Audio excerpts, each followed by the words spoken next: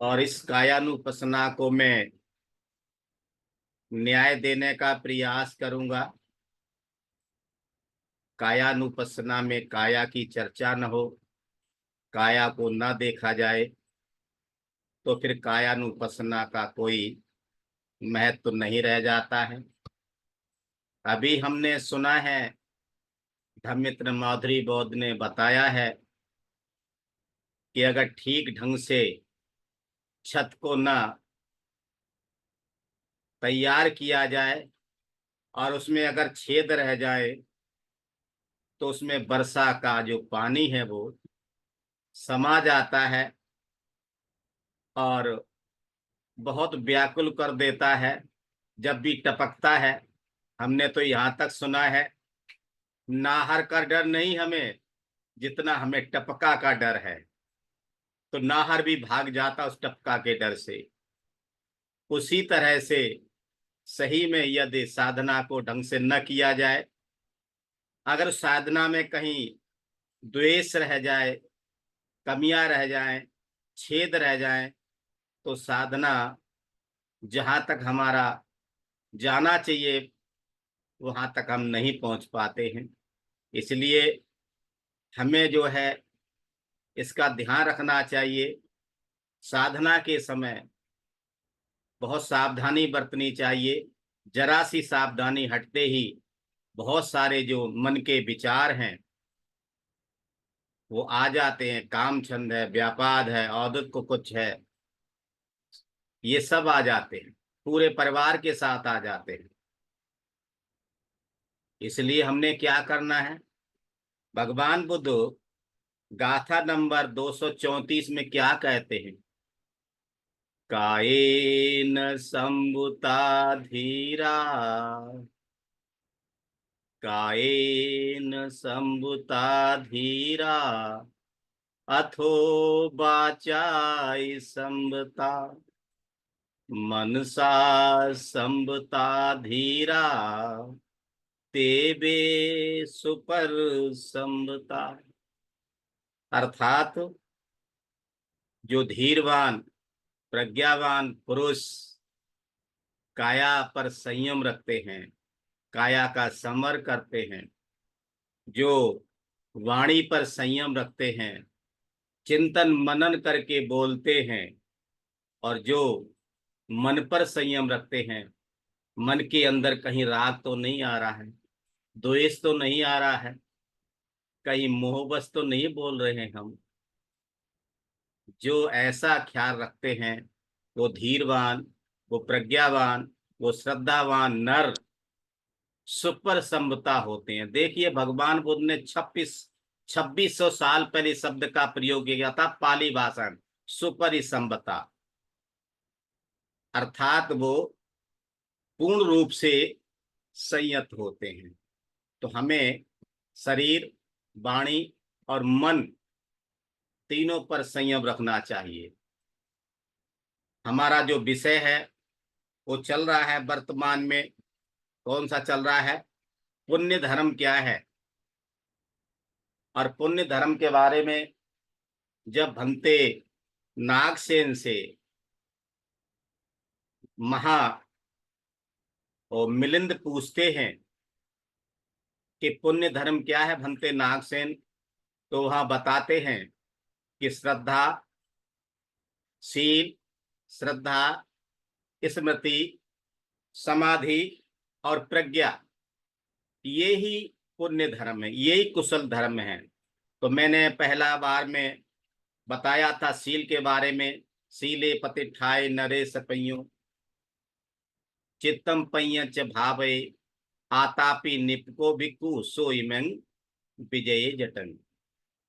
जो धीरवान है, श्रद्धावान है, वो ही इस जंजाल को काट सकते हैं।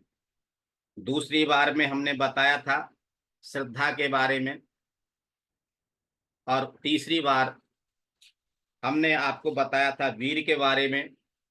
वीर के आपको पता होगा सारनाथ में 4 जानवर मुख्य गेट पर हैं, हाथी है, घोड़ा है, व्याघ्र है और बैल है। ये चारों प्रतीक ही वीर के हैं। आप सभी ने अपने पंच धर्मेंद्री जो अभ्यास होता है, जिसका शिविर लगता है, उसमें अच्छी तरीके से पढ़ा होगा, समझा होगा। इतना समय नहीं होता, मैं इसको यहाँ पर एक एक करके बाद एक ही विषय लेंगे, और अगर हमने कई विषय जोड़ दिए तो फिर उतना समय नहीं होता हमारे पास में। और आज मैं स्मृति के बारे में बताना चाहूंगा। स्मृति रखना ये पुण्य धर्म है, कुशल धर्म है ये। और ये स्मृति आपको कई जगह मिलेगी। बंटी जी ने स्मृति बताई है, भगवान बुद्ध ने बताई है। ये आपको जो है पंच धर्मेंद्रियों में मिलेगी, सप्त बोधांग में मिलेगी, अष्टांगिक मार्ग में अलग से मिलेगी आपको। ये कई जगह मिलती है, इसलिए स्मृति का अपना अलग से महत्व है। हमें इसको बहुत अच्छी तरीके से समझना है। तो आज मैं स्मृति के बारे में थोड़ा सा बोलने का प्रयास करूंगा, समय की कमी रहती है।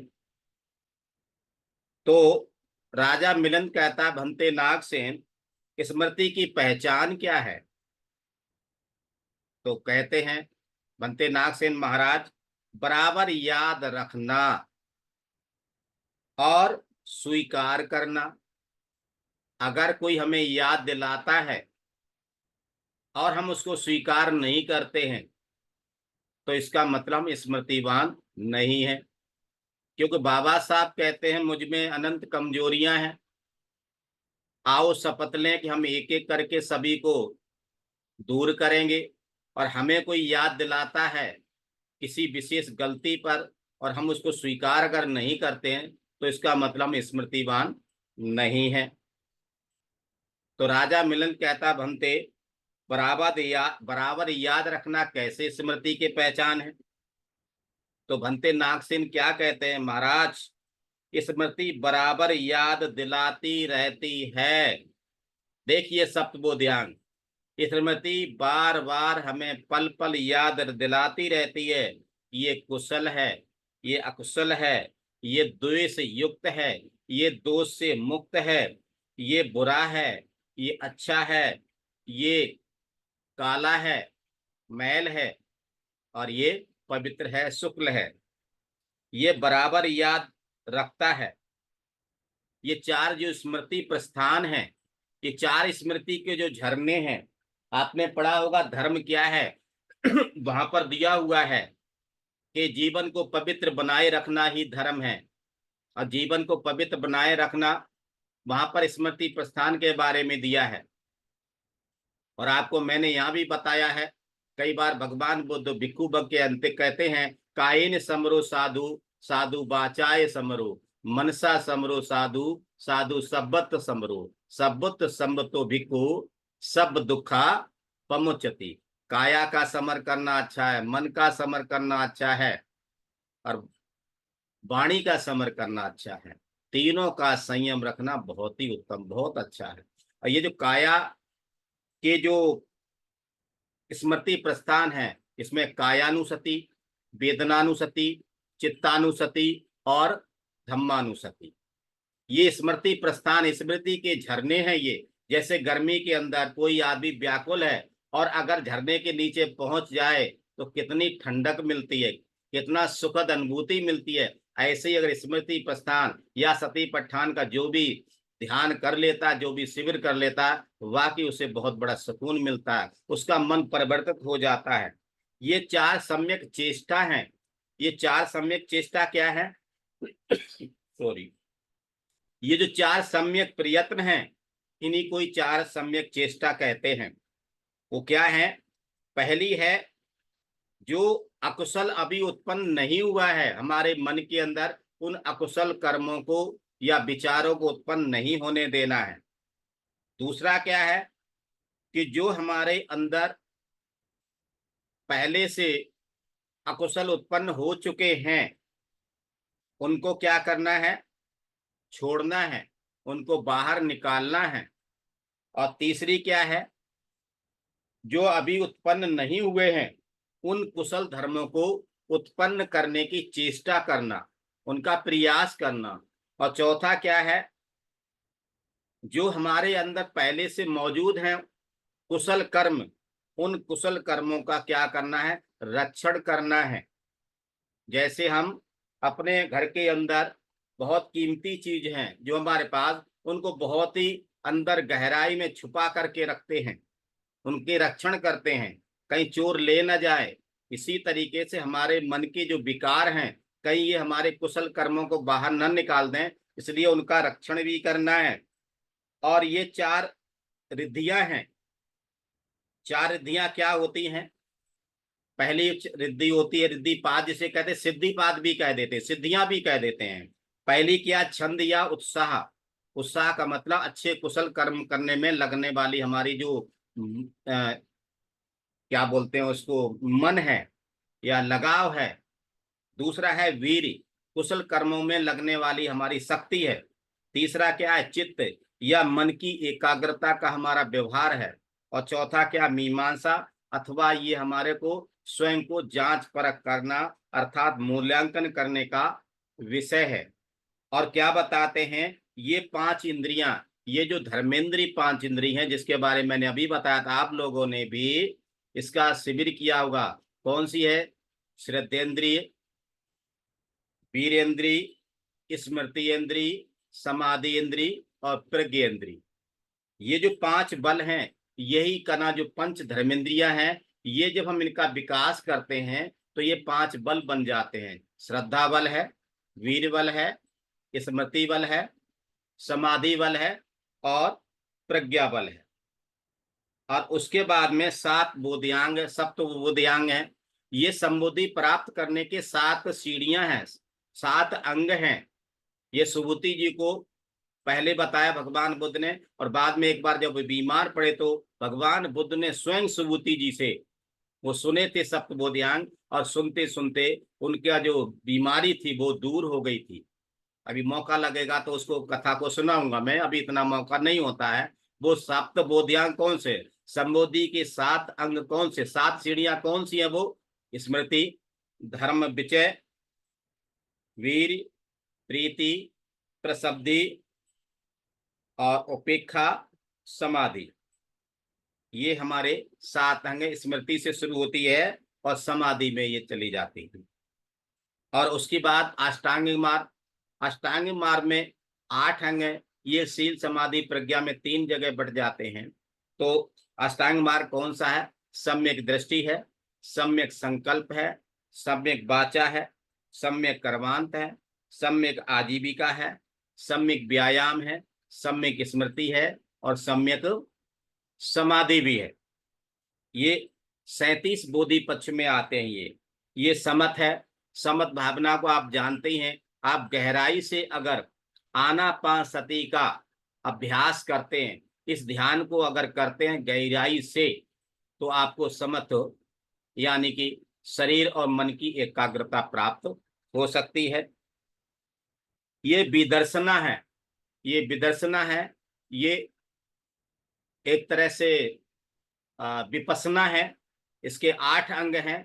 आपको कई बार ब्रह्मचारी नागसेन ने बताया है कि वहां चार रूप ध्यान है, चार अरूप ध्यान है। ये विदर्शना है।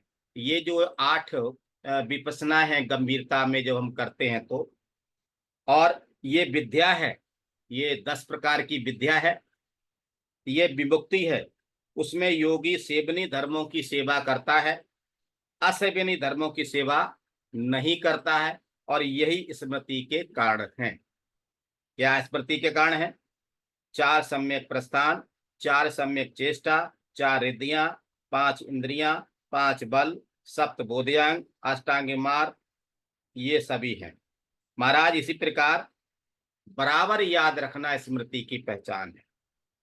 तो भंते नागसेन से राजा मिलन पूछता है, कृपया कोई उदाहरण दे करके या उपमा दे करके समझाएं। तो महास्थिविर नागसेन कहते हैं, जैसे किसी चक्रवर्ती राजा का भंडारी रोज सांझ और सवेरे राजा को उसके उस यश की याद दिलाता रहे, उसके पराक्रम की याद दिलाता रहे। देव, आपको इतने हाथी, इतने घोड़े, इतने रथ, इतने पैदल सिपाही, इतना सोना और इतनी संपत्ति है आपके पास, आप उसे याद रखें। इसी तरह स्मृति सदा सदा याद दिलाती रहती है कि ये कुशल है, ये अकुशल है। महाराज इसी तरह बराबर याद दिलाते रहना स्मृति की पहचान है। बनते, स्वीकार करना कैसे स्मृति की पहचान है? तो बनते नागसेन कहते हैं, महाराज स्मृति उत्पन्न होकर के खोज करती है कौन सा धर्म हमारे हित में है और कौन सा धर्म हमारे हित में नहीं है। ये धर्म हित के हैं या ये धर्म अहित के हैं, ये धर्म हमारे लिए भलाई करने वाले हैं या ये धर्म हमारे लिए बुराई करने वाले हैं। उसमें योगी अहित धर्मों को, जो हित नहीं करने वाले हैं, उन धर्मों को छोड़ देता है और हित करने वाले धर्मों को स्वीकार कर लेता है। बुराई करने वाले धर्मों को छोड़ता है और भलाई करने वाले धर्मों को स्वीकार करता है। महाराज इसी तरह स्वीकार करना स्मृति की पहचान बताई गई है। कालाम सूत्र को आप यहाँ पर याद कर सकते हैं, अच्छी तरीके से आपको समझ में आ जाएगा। तो राजा मिलन कहता, भंते नागसेन कृपया और कोई उदाहरण दे करके समझाएं। तो क्या कहते हैं मां स्थिर नागसेन, महाराज किसी चक्रवर्ती राजा का प्रधानमंत्री उसे समझाए ये आपके लिए हित का है, ये आपके अहित का है, ये भलाई करने वाला है और ये बुराई करने वाला है। अभी आपको उस राजा के प्रति चढ़ाई करने का समय नहीं है, यहाँ आपको नुकसान हो सकता है, ये सही समय नहीं है। फिर क्या करता है वो राजा? अहित को छोड़ने का काम करता है, हित को स्वीकार करने वाला काम करता है, बुराई करने वाले को छोड़ता है और भलाई करने वाले को स्वीकार करता है। इस तरह से जो प्रधानमंत्री उसको राय देता है उसको वो मानता है। महाराज उसी तरह स्मृति उत्पन्न होकर के, जब स्मृति उत्पन्न हो जाती है हमारे अंदर, तो वो ये खोज करती है कि कौन सा धर्म हितकारी है और कौन सा धर्म हितकारी है। इस भारत भूमि पे तो हजारों धर्म हैं, तो हमारी स्मृति हमें याद दिलाती है हमें कौन सा धर्म अपनाना चाहिए, कौन सा धर्म नहीं अपनाना चाहिए, कौन सा कुशल है, कौन सा अकुशल है। कुशल को तो याद करना है, ग्रहण करना है और अकुशल को छोड़ना है। भगवान ने भी कहा है, भिक्षुओं मैं स्मृति को सब धर्मों को सिद्ध करने वाली बताता हूं। सब धर्मों को सिद्ध करने वाली वो क्या है? स्मृति। तो राजा मिलन कहता है, बनते आपने बहुत अच्छा कहा है। अब मैं एक छोटी सी गाथा लेता हूं। वो क्या है? ये सच सुमारधा नित्यम काया गता सती अकिंचन तेन सेवन्ति किच्चे सातच्चकारिणो सतानं संपजानानं अत्थं गच्छन्ति आसवा। अर्थात जिन्हें काया के प्रति जो सती रहती, स्मृति रहती है, काया संबंधी जो मलिनता है, क्षणिकता है, जिन्हें ये याद रहता है ये शरीर नश्वर है, ये शरीर परिवर्तनशील है, जिन्हें हमेशा हमेशा नित्यम काया गता सती, नित्य नित्य इस बात की स्मृति रहती है, इन्हें बोध रहता है, अच्छी तरह से बनी रहती है, वो शरीर की नश्वरता को देखते हैं, वे न करने योग्य काम को नहीं करते हैं और जो करने योग्य काम है उसी को करते हैं, जो सेवन योग्य है उसी का सेवन करते हैं, जो सेवन योग्य नहीं है उसका सेवन नहीं करते हैं। वो हमेशा हमेशा स्मृतिवान रहते हैं, सावधान रहते हैं। ऐसे जो इस तरीके से अपनी स्मृति के प्रति सावधान रहते हैं, अथम गच्छन्ति आसवा, उनके जो आश्रम हैं, कामासव, भवासव, अभ्युदयश्रव, ये सभी समाप्त हो जाते, नष्ट हो जाते हैं।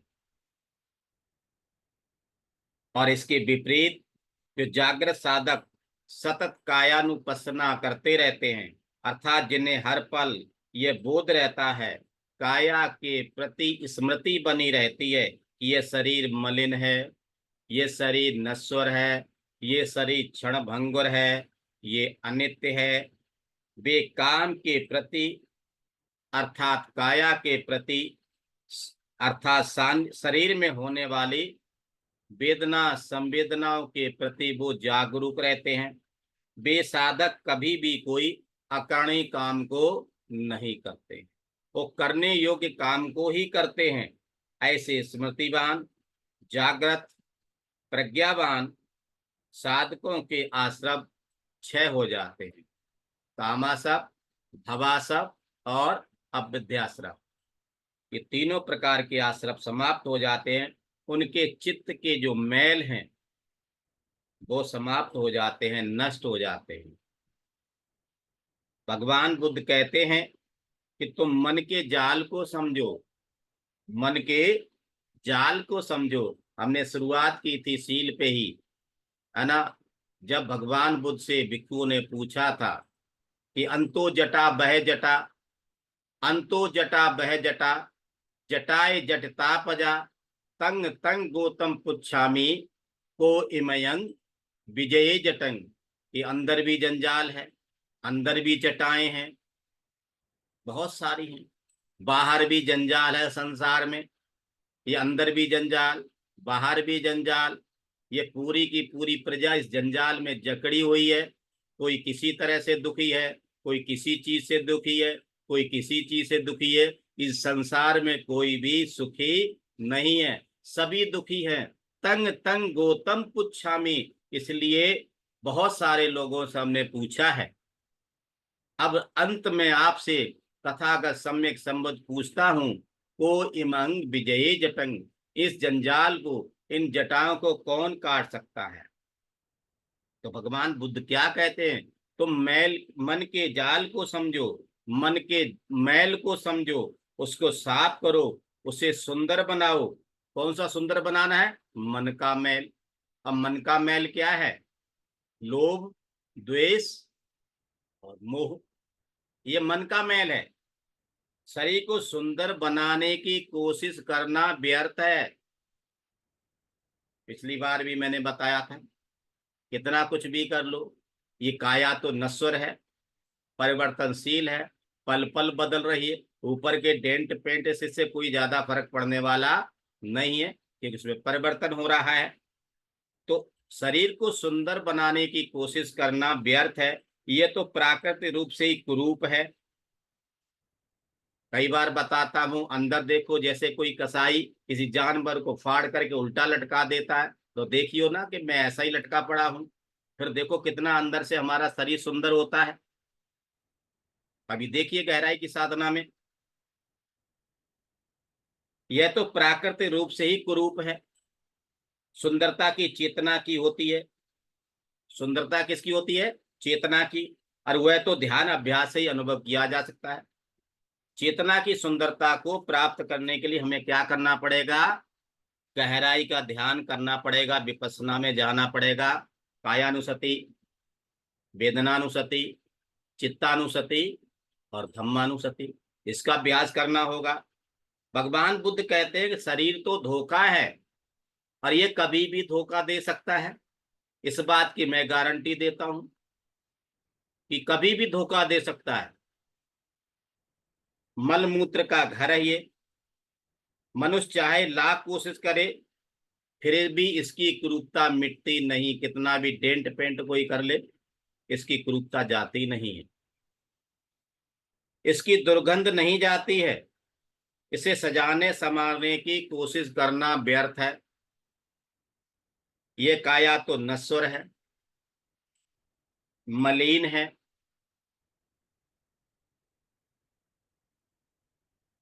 अनित्य है। जिन्हें काया की स्मृति रहती है,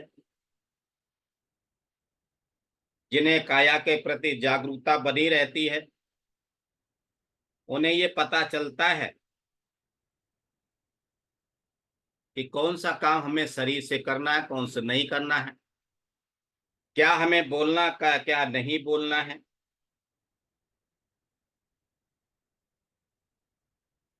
जरा विचार करो, आखिर इस शरीर में क्या है? केस है, लोम है, नख है, दांत है, मांस है, स्नायु है, हड्डी है, मज्जा है, लीवर है, फेफड़े हैं, आंत है, मलमूत्र है, पित्त है, कफ है, रक्त है, पसीना है, चर्बी है, लार है। इसके 9 दरवाजों से हमेशा गंदगी ही निकलती रहती है। जैसे आंख से आंख का कीचड़ गंदगी, कान से कान का मल, नाक से नासा मल, मुंह से थूक है, लार है, कफ है, वगैरह वगैरह। शरीर से पसीना है, मूत्र है, मल है, वगैरह वगैरह इससे निकलता ही रहता है। इस शरीर में सुंदर नाम की चीज है क्या? ऐसे चीजों से भरे इस शरीर में सुंदरता कैसे हो सकती है? अतः तुम्हें काया की स्मृति होनी चाहिए, कायानुपसना करना चाहिए, काया के प्रति उसका बोध होना चाहिए, उसकी बनावट कैसे होती है, उसका विनाश कैसे होता है, समुदय कैसे होता है। काया की जो कोशिका है उससे लेकर के अपने शरीर तक की जो बनावट है, पल पल का विनाश जो हो रहा है, उसका बोध होना चाहिए। तुम्हारा कर्तव्य क्या है? विपश्यना ध्यान करने में है ना? और इसीलिए आपको बताया जाता है, मैं भी बताता हूँ, नागरत्न जी भी बताते हैं, मंजू बादित भी बताते हैं। सुप बुद्धं पबुजंती, सुप बुद्धं पबुजंती, सदा गौतम साब का एसम दिवाच रत्तो च नित्यम काया गता सती। गौतम बुद्ध के जो श्रावक हैं वो हमेशा जागरूक रहते हैं। कौन जागरूक रहते हैं? जो हमेशा नित्य प्रत्य रोजाना कायानुपसना करते हैं।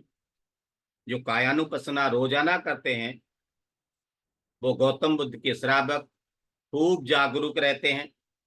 तो आपका कर्तव्य क्या है? विपश्यना ध्यान करने का है, प्रमाद का नहीं है।